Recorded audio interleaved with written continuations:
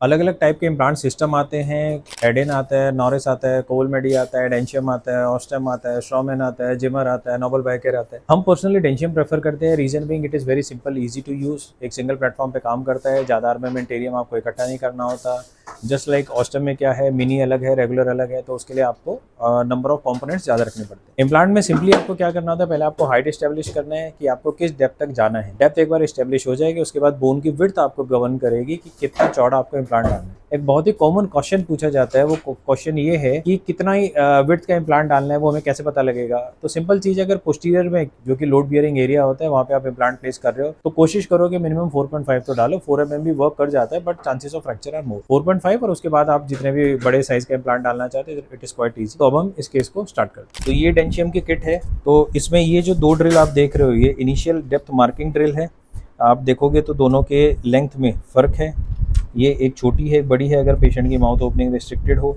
इसके ऊपर आपको दिख रहा है कि एक ये मार्किंग दे रखी है। ये पहली मार्किंग 8 mm पे होती है। उसके बाद ये जो सॉलिड बार है, इसका स्टार्टिंग 10 mm है और इसका ending is 12 mm and then it is 14 mm। ये डेप्थ मार्किंग है। आप इसको ध्यान से देखोगे तो इसमें साइड कटिंग का भी एक ग्रूव्स आपको दिख रहे हैं।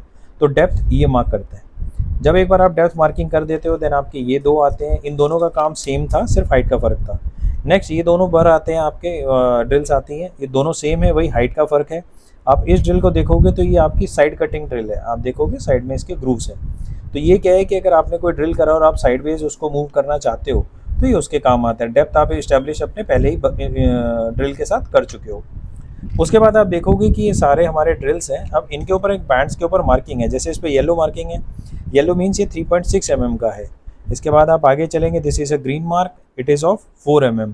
Then blue it is 4.5 and then red it is 5। अब आप जब इसको ध्यान से देखोगे, मैंने इसको बोला 5, मगर आप इस पर पढ़ पा रहे हो क्या लिखा है? इस पर लिखा है फाइनल 4.8।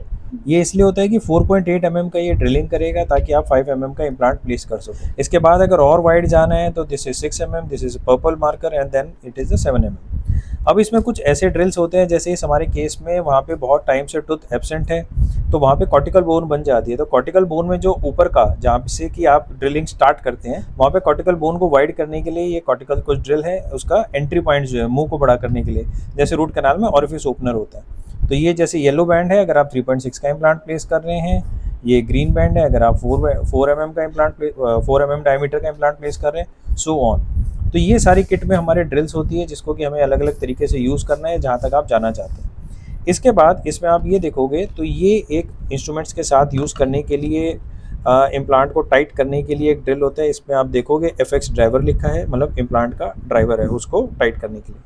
साथ में ये होता है, ये आप माइक्रो मोटर या फिर अपने इम्प्लांट मोटर में जो लगा के आप इसको हैंड पीस को यूज़ करते हैं। इसके साथ जब आप इम्प्लांट मोटर में यूज़ करोगे तो आपको ध्यान रखना है कि कितना टॉर्क और कितना स्पीड आप अचीव करना चाहते हो।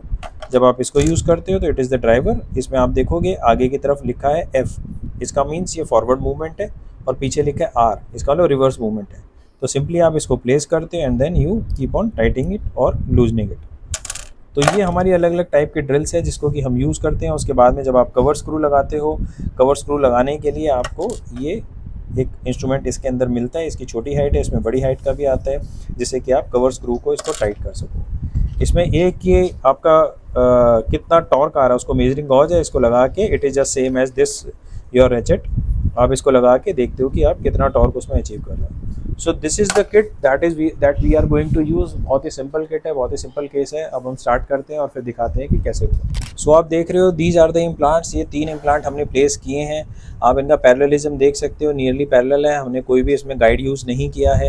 ये तीनों के तीनों इम्प्लांट प्लेस किए हैं। ये नर्व आ रहा है हमारा, नर्व से सिग्निफिकेंट अमाउंट ऑफ डिस्टेंस हमने मेंटेन किया है। और सबसे खास बात आप देखोगे, बोन का जो कॉर्टिकल मार्जिन दिख रहा है, सारे के सारे implant with in the cortical margin of the bone है। जब आपको इम्प्लांट प्लेस करना है, यू ट्राई कि 0.5 mm से 1 mm आप इम्प्लांट को अपना कॉर्टिकल बोन जो है, जो सुपरफिशियल बोन है, उसे आप अंडर रखो।